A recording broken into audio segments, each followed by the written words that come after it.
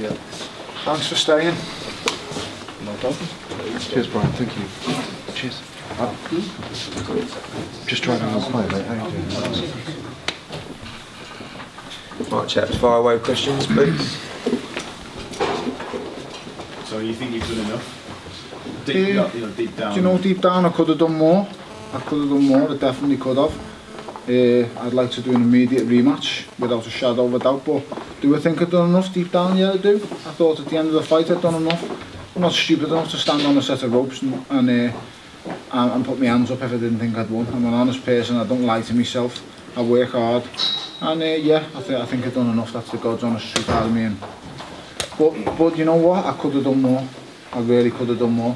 But you know, you listen to your corner, you listen to your team, and there was things that I could have done more of, but I was going into that last round, he said just win the last round, and I thought I did, to be honest. And like I say, I mean, if I thought it was all going on the last round, I'd have gone all guns blazing, but I've learned an awful lot tonight, to be honest. I've learned that there's a lot more to come, and there's a lot more I've got to do. It was possibly the trickiest fight I've had.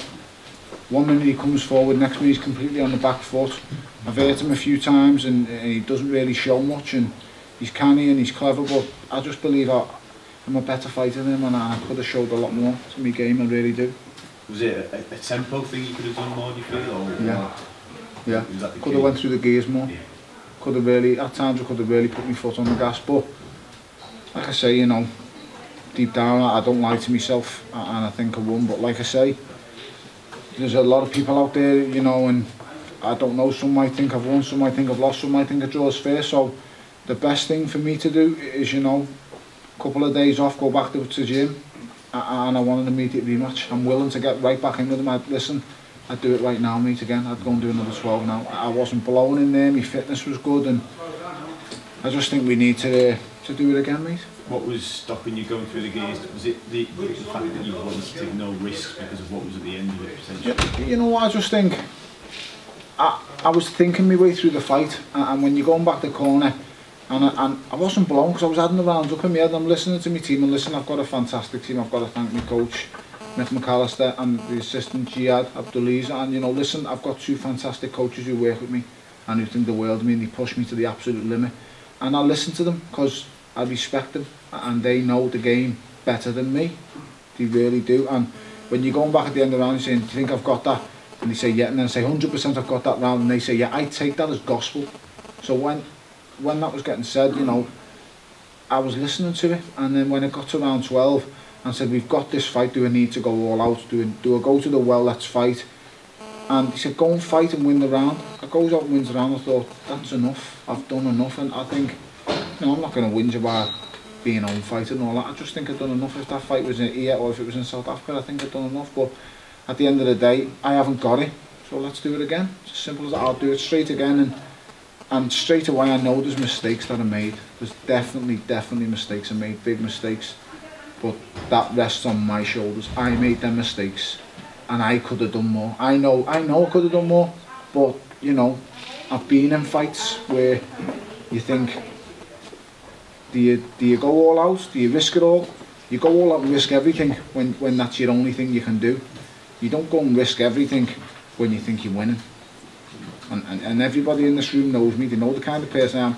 If I genuinely thought I was losing, I'd rather go out on a stretcher than go out as a loser walking out that ring. And everybody in here knows me, and that's the way I am. If I thought I was losing, I wouldn't have been cruising the last round. I wouldn't have been cruising round 11.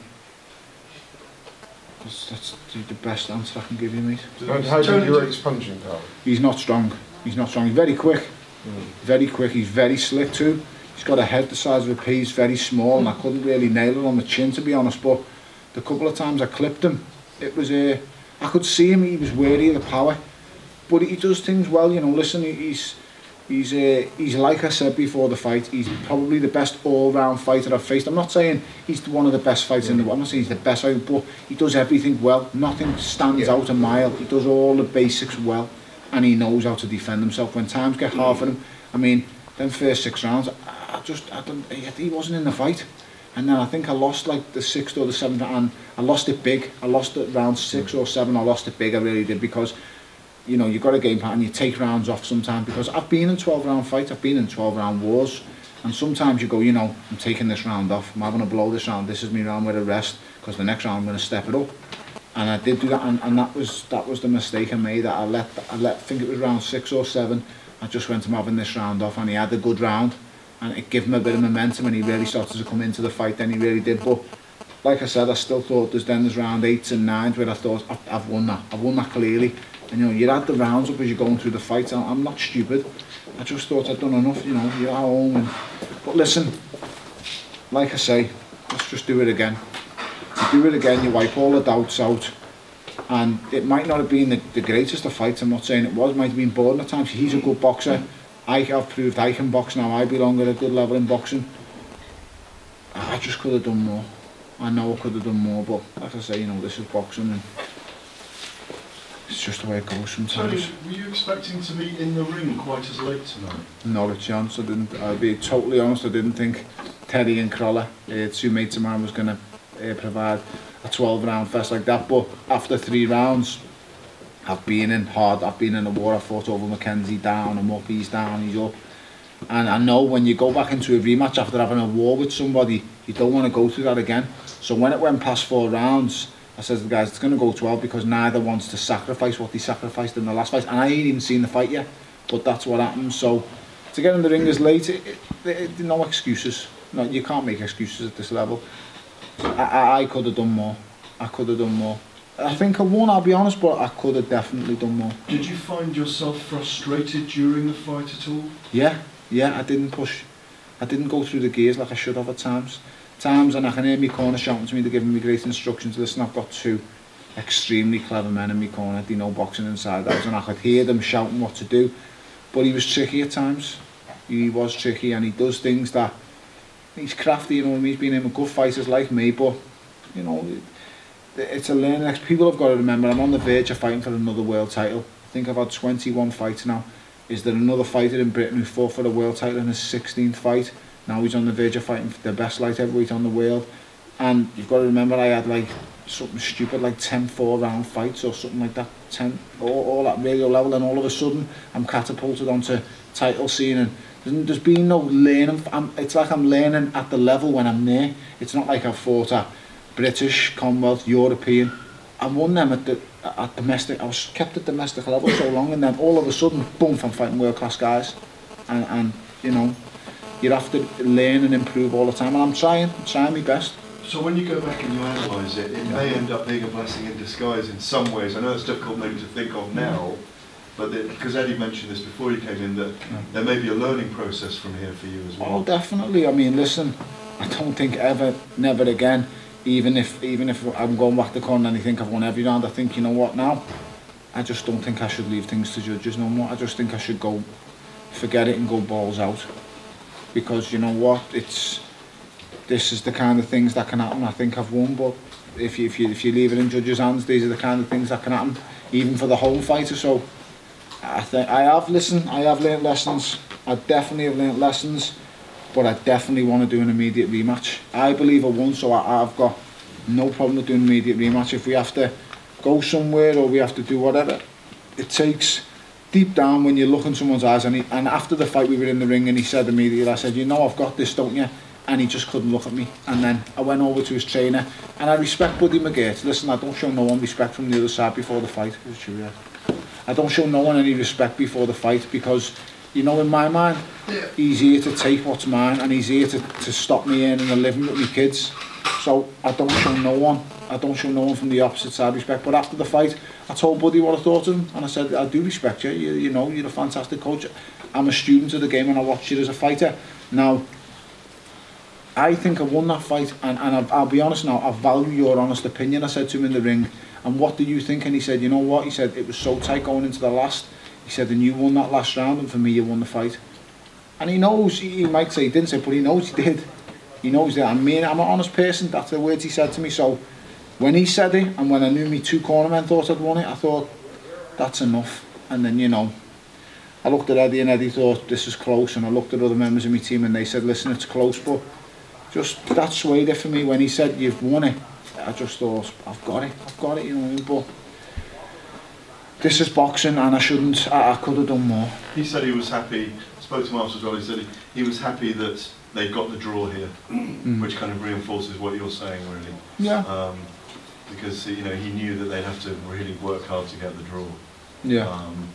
Not the same like it's going to Germany or anything. It's not like, listen, it's not like Germany, you've got fighters coming here all the time. I've fought for a world title in my own backyard in my 16th fight. I went to the death with a fighter and a lot of people think I won, a lot of people think I lost and I didn't get it. It happens, but if he's saying he's happy with the draw, that to me says you've lost, because I'm not happy with the draw, but I'm not coming in here to sulk. I want to fight again and I want to do it as soon as possible. I didn't take much damage in the fight. I didn't take many clean punches. And my face is a bit marked up, but he's not a puncher. He's just a slickster. He's quick. But being in with him now, you know what to expect. He's got one way to fight. I fight many different ways. There was times in that fight where I was the ultimate. I was pressured at the fighter all the time. There was times when I turned to the boxer. He stuck virtually, to be honest, the same way. He was slippery all the time, and then he waited for me to take that, go on the back foot, and he was just hard to nail. He really was. I couldn't really nail him flush, and there's so many more things I should have done. And you know what?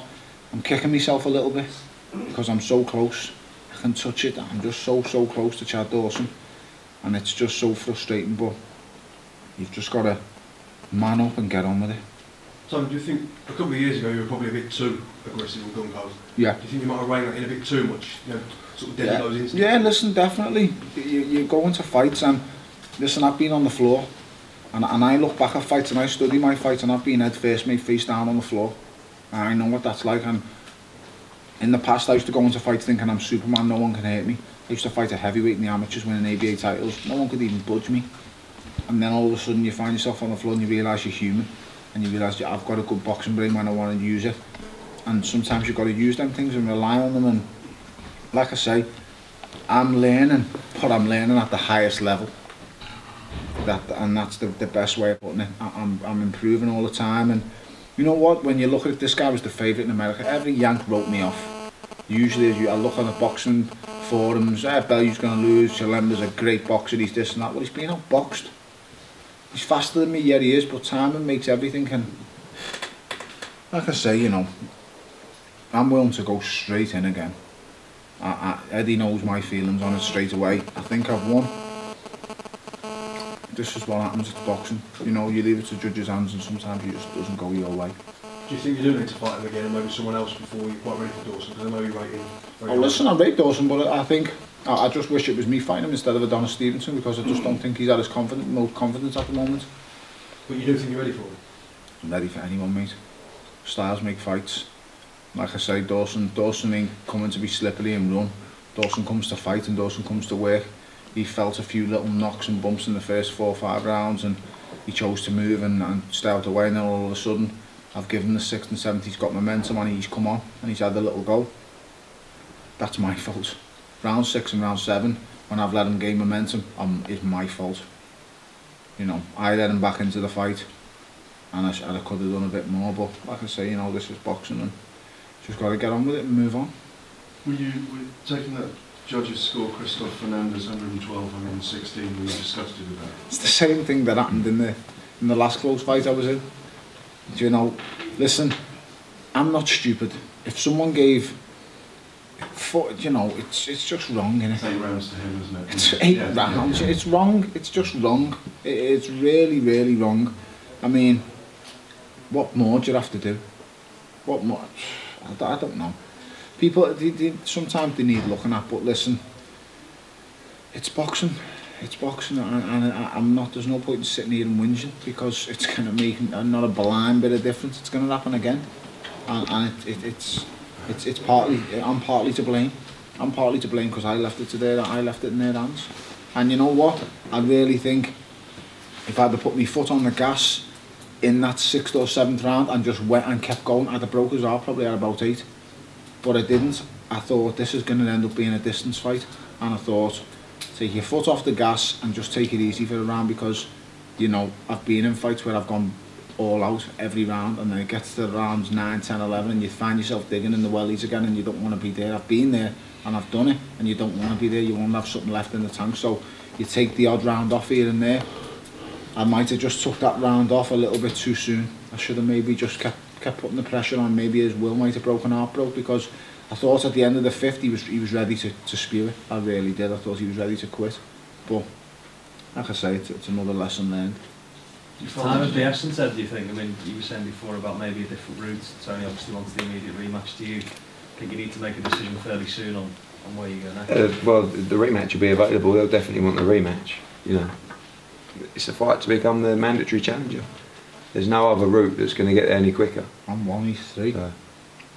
I'm number 1, he's number 3. So something's got to go on, something to do. You see, you've got to make a decision. And he can't move above me. So I just don't understand the decision that's going to be made. That's out of my hands. You go wherever? I'll listen. Like I've just said, I'll do it again tonight. I really would, and I ain't joking now. I'll go back, wrap up again and do it again now. Whether it's here, whether it's South Africa, whether it's anywhere, mate, I'll do it anyway. What you've got to ask yourself is, if you think this fight was in South Africa, do you think they either give him it? Because it seems like every hometown fighter gets decisions, mate. And I'm not crying it or whinging it, but it happens. You see it so many times. Oh, the hometown fighter. It just seems when I'm sitting in here, you know what I mean? It doesn't go my way. It's one of them things. But once again, I blame myself. I blame myself because I could have done more.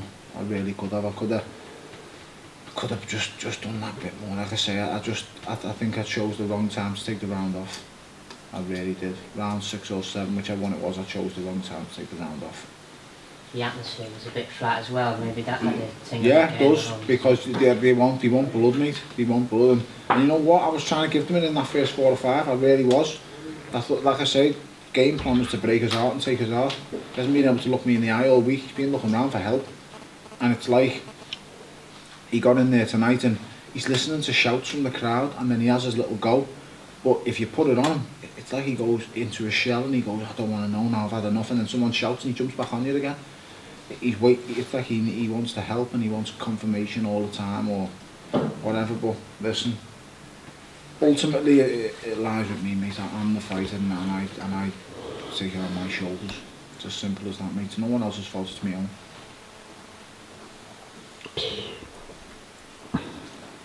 Right, guys. Thank you very much. Thanks, guys.